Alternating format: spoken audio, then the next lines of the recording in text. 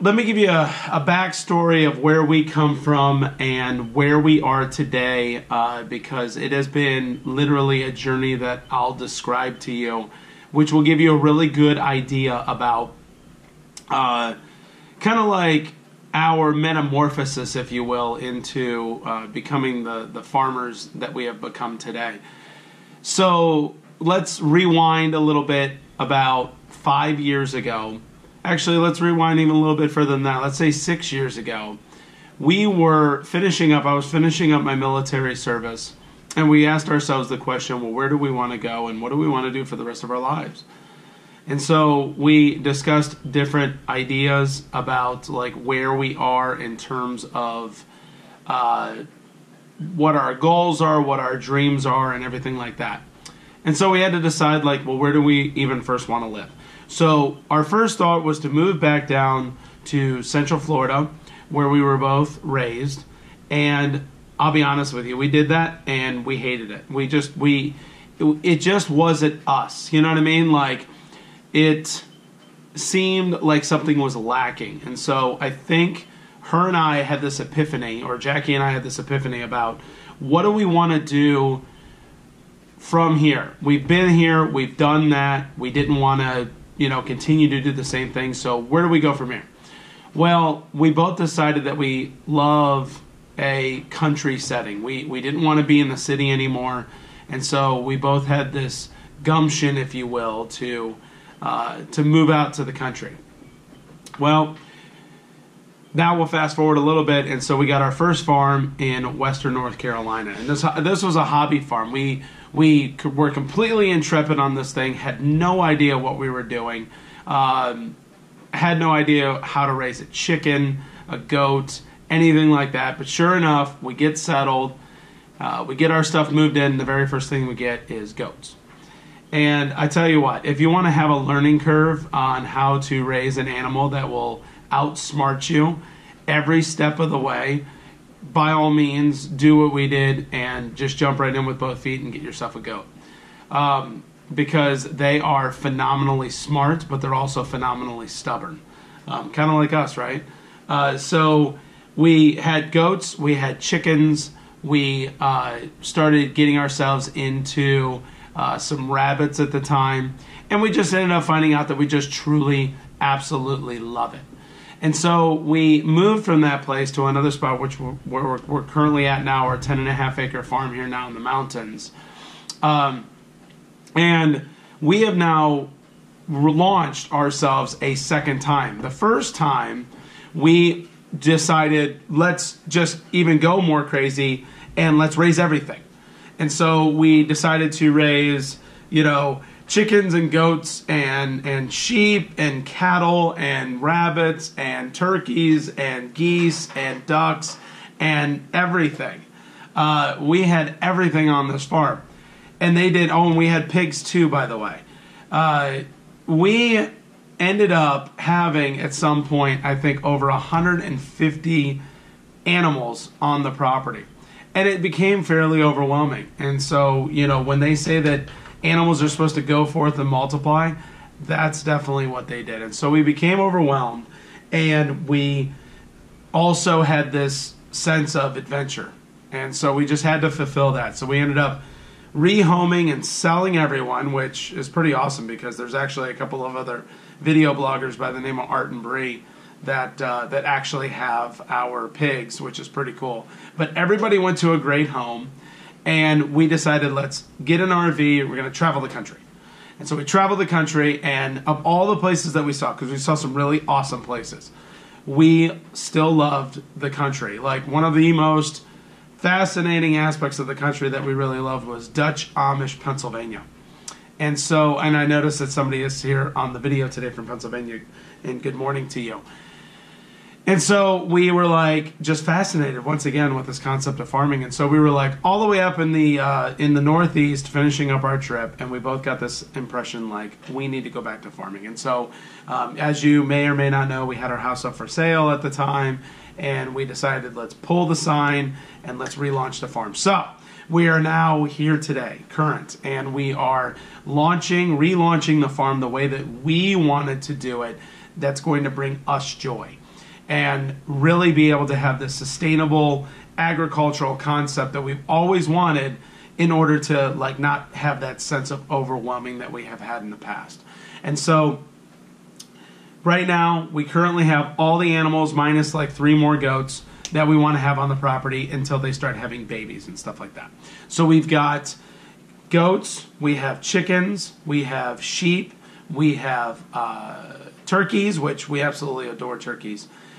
We have some cattle, and then we have, honestly, that's it. That's actually it. We have a couple of cats, and a new dog, but that's really it. And so we are going to allow these guys to have the place, and we're going to raise some pigs as well. But we're going to let these guys have the place that we've always wanted to. And so we realized that by getting overwhelmed, we weren't able to have the sustainable agricultural experience 100% like we can now. And so that's what we're going to take you on, is this journey of like how we've been able to really change things and be able to do stuff the way that we so desire. And we want to share all of this with you. And so let me tell you a little bit about what sustainable agriculture is. Well, first of all, to let you know, I'm Frank. I have a master's degree currently in agricultural education, and I have had a focus. I actually did a thesis paper on sustainable agriculture using actually this farm as a concept. And so I was able to graduate, I think it was the end of last year.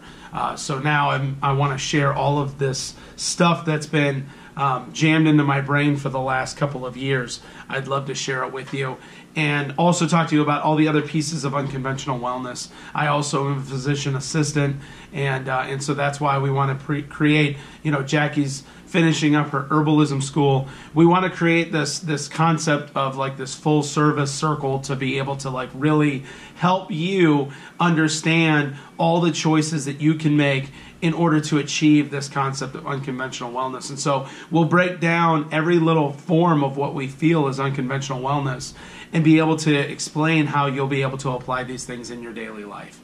And so let's talk about sustainable agriculture. Well, it's this fancy buzz term now, right? We live in a world where people are waking up and they're realizing that they don't like their food.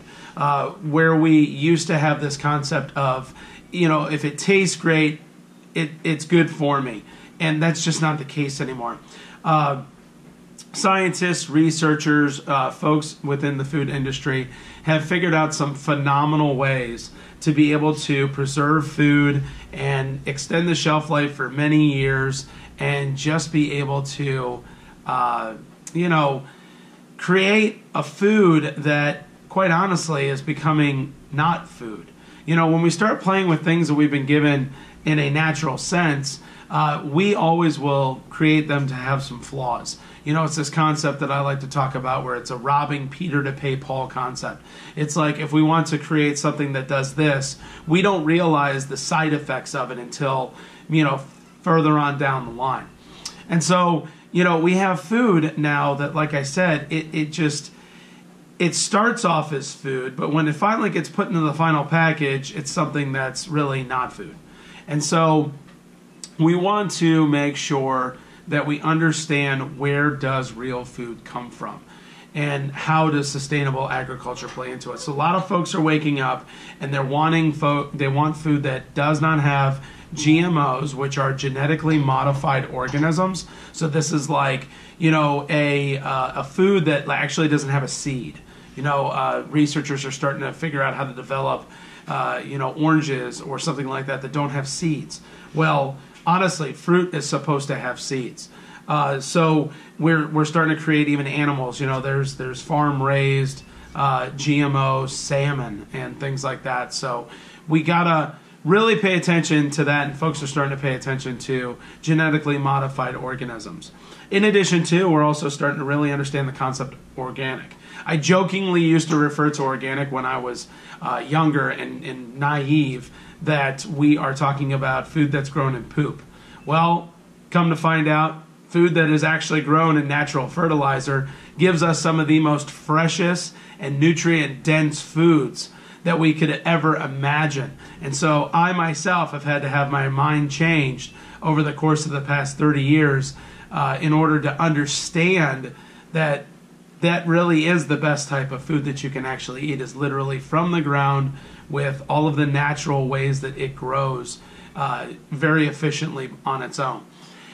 And so let's talk about sustainable agriculture. Well, there's three main goals of sustainable agriculture, and I'm going to break it down for what you, the end user, can do to help farmers like us, because this is a very 360 concept. It's not just the farmers that can practice sustainable agriculture. It's actually folks that are out there purchasing the food, supporting the economy of sustainable agriculture that also have a huge role. And so we first want to start off with environmental health. Like, obviously, if we're going to talk about sustainable agriculture, we got to talk about the environment. And so there are a lot of things that actually make up sustainable agriculture concepts today, and I'll just list a couple of them if I may. Agritourism, bringing people onto your farm in order to be able to see how you're doing, what you're doing, for that inspiration. There's farm touring, and there's also, schools can come out and come see your farm. There's people who set up camping venues. There's people who do events, like music events and showcases and things like that. There are people who come out and, will do a you pick orchard or a you pick strawberry or something like that. There's cover cropping that we'll talk about in this video. There's direct marketing, meaning like, this is the going to a farmer's market. There is agricultural employment. There is organic farming is in there. There's urban agriculture, which is growing in popularity. Water use, water conservation, something called integrated pest management, which we have seen employed on different farms around here. And then there's even biodiversity or biologically integrated farming systems. And so all of these concepts fall under this umbrella of sustainable agriculture. So when you hear of any of these different concepts of how do we prevent, or should I say, how do we conserve, our environment, all of these things will fall underneath it. By basic definition, sustainable agriculture is actually a goal of a farmer and a regional area to support the environment in such a way that it is be able to be utilized by future generations. And so I want you to think about that for a second. What things are you doing on your farm currently to support a sustainable agriculture? And we have no problems if we're doing it like that and we're saying like, hey, we're doing sustainable agriculture, we're here for you guys, we want to support you. You got to let us know by asking these questions. We don't mind answering them, especially if we know that we're doing it well. Or if we're not doing it so well, how can we improve, right? So like it's a learning curve, and once again, just from the consumer endpoint, that feeds back into the entire concept in order to create the food system that we so desire. So that's it. I don't want to go any further than that. That is actually the goal, is every person in a sustainable agricultural system has a huge role. The farmer, the animals, the vegetables, the folks that support the farmers. There's these folks called, cooperative extension agents. There are, of course, local universities that will support sustainable agriculture. And then also the consumers, right? Like everybody plays a role, even the person possibly driving the farm truck to the farmer's market to sell the products. We all have a role. And so it's super important to consider all of these aspects in order to be able to support a sustainable agricultural system. There's nothing like farm fresh eggs that have been perfectly steamed or boiled to perfection. So good.